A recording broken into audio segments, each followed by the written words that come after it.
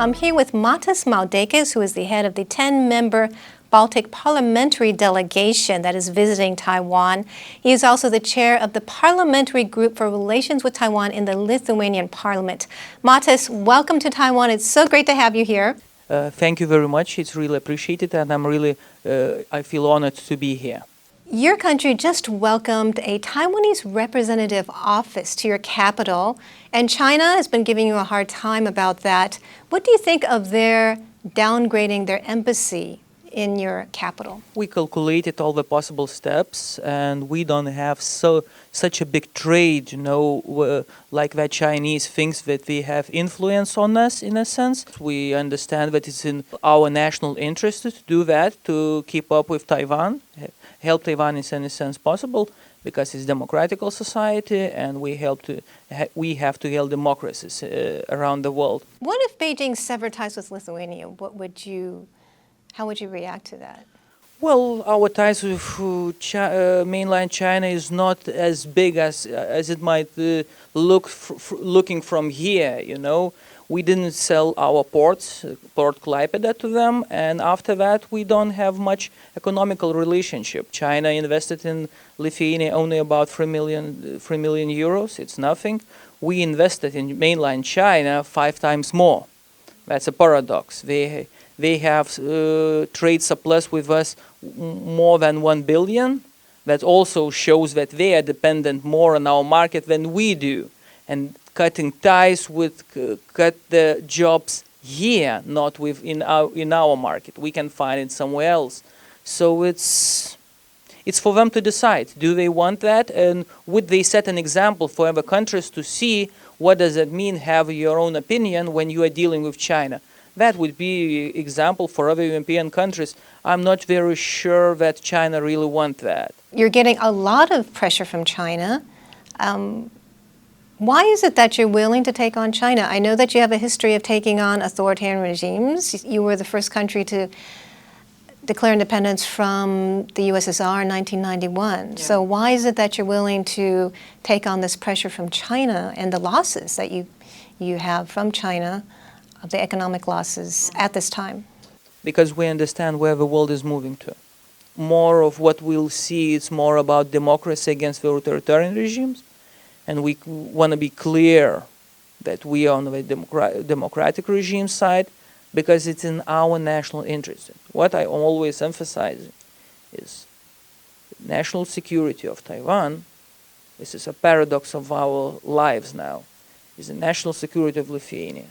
Because we live in a domino world, let's call it. Foreign policy is like domino effect. If democracy somewhere falls, democracy elsewhere starts to feel pressure. We have to understand that. We want to be on the side of democracy, and because we will not survive as a nation in the world of authoritarian regimes. We understand this clearly. And we, as a not big nation, our biggest strength is truth. Our biggest weapon is truth. Truth is always the biggest weapon, but in this sense it's very big, because if you have a will and possibility to tell as it is, you can go far away. You are vaccinating, in a sense. You are vaccinating mind, you are vaccinating other nations will have to deal with you, straight with you. This is what we want. Well, Matas, can I ask you a personal question? You are the chair of the Parliamentary Group for Relations with Taiwan. Yeah. That's an important role. Yeah. Why did you take on this role? Because it's interesting. I'm very into geopolitics. I really like to see the world as it might be, to see the big shifts and understand where the world is moving. And Taiwan is in the middle of that. And it is honor, and it's also a challenge and possibility to see the world from this region's eyes. When I'm here, I'm watching how you guys see perspective on Europe, on United States, on everything. And also to be the messenger from Lithuania in a sense that we are very engaged, we are very pro, because to be in democracy in this environment you live in, it's a challenging, and it's very, to create the economy you created here in these circumstances, it's fascinating. It's geopolitical miracle in a sense, and it must be cherished. What was the best part of your trip here? The most interesting part, and also the big responsibility, when I talk to people, I'm really astonished. I have to admit it. I'm astonished how much being a democracy means to you. This is one thing. And second one, that it's important for you to be understood in the world. It's interesting, fascinating, and looks like it's where the history is being made. So it's interesting. By the way, I forgot to mention it. What also helped me to understand Taiwan in a sense, one of my relatives, my mother, studied here. Really? Yeah, she lived here for some time. Oh, wow. She lived in one of the universities. It was just some scholarship she got. She fell in love with this country. She talked a lot, how she went to the trains. The trains are very fast. People, tea, it's all those like little details. And I was, interesting. And when I got to the politics, I just, and there was a possibility, a lot of people wanted that. For you to understand, a lot of people wanted to be the leader of Taiwanese group, understanding the big shift. Not very much people want to be a leader of group of China, I have to admit. My group relationship is one of the biggest. And how many people in your group? 34 members of parliament. Wow. From 141. It's a very big group. It's a very big group, and it's growing. I can feel, especially after this visit, I feel the dynamic. We had a lot of meetings with the business, with the ministers who talked business, and we can see that there is so much possibilities here. And it's like, for the people in my delegation who was, 50-50, we have to, they are now sitting, and it's like their heads are exploding of the possibilities that they see relating our relationship, and it's nice to see. I'm very happy, and I'm just happy. Oh, that's wonderful to hear that. I did see your tweet calling PRC People's Republic of Comedy. You were responding to a tweet. Do you want to elaborate on that? We are dealing with Russia. And we were dealing with Russia trolls and informational wars. They have it, and I have to admit, Russians do it better. They have Russia Today. They play very old and good playbook of Soviet Union. The same playbook. And in my opinion, what I'm reading from some newspapers in mainland China, for me, it's like they are taking that playbook.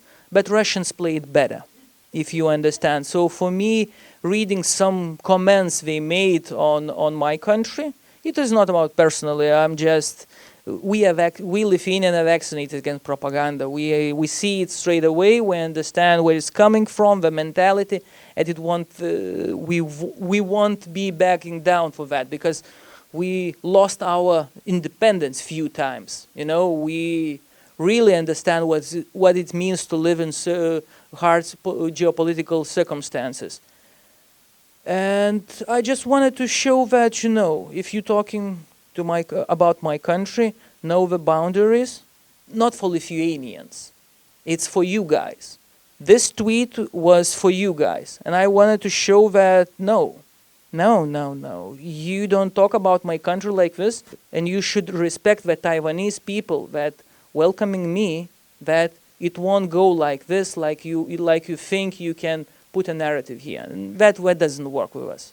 Well, we totally agree with that. We know that our relationship is built on common values, right? Exactly what I saw here. If I have some times, I was driving here and I was told a story. A big star here, a big star actress from Taiwanese who had married to Chinese businessmen, as I understand. Yeah, and they got divorced. And they got divorced because they had different views on the world.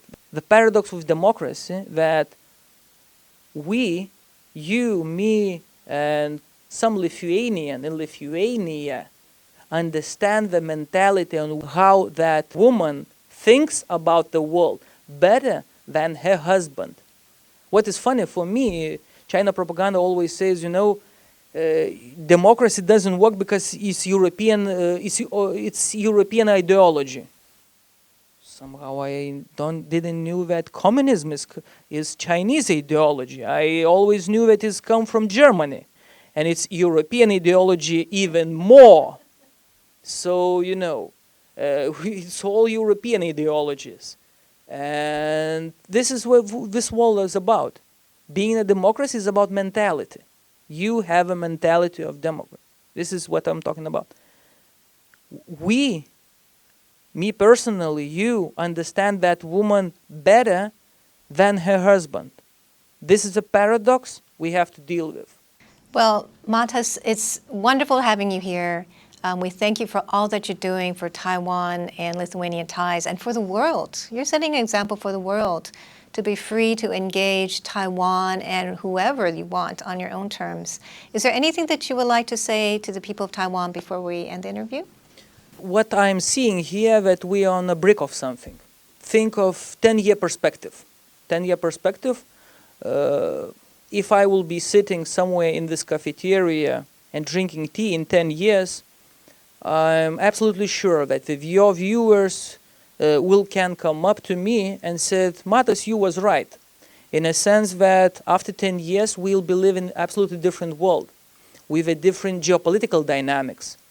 Being on the right side of history and telling the truth, we will have a lot of good news. Well, thank you so much. A lot of it is due to your work and, of course, your whole country. Thank you for standing with Taiwan.